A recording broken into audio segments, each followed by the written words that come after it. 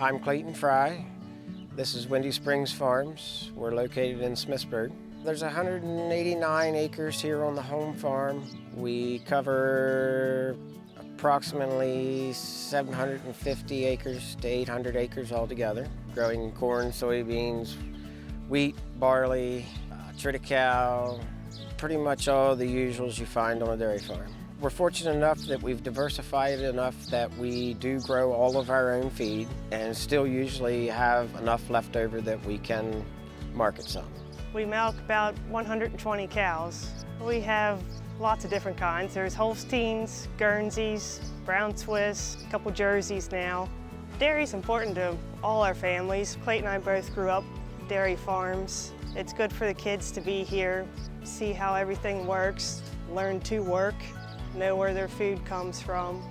I prefer the Guernseys, but that's what I grew up with when I was just a small kid. That was all that was here was Guernseys.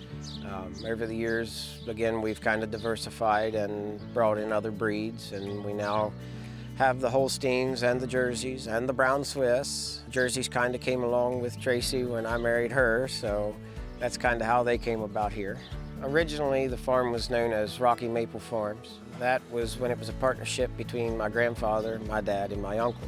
My grandfather retired. My uncle went out on his own. My dad had bought the partnership out and stayed here on the farm. And at that time, it became known as Windy Springs Farms. It was always a nice place to grow up, to just be a kid. You had plenty of space to move around, different things that you could do. Taught you the meaning of work. It's a great place to see your kids grow up as well. Agriculture is important for everyone. We need it, everyone needs it. You have to have the farms to do it. It's important for consumers to know where their food is coming from, not just from a grocery store. It has to start at a farm somewhere first. Somebody has to raise the animals, grow the food, the crops, to get it all started.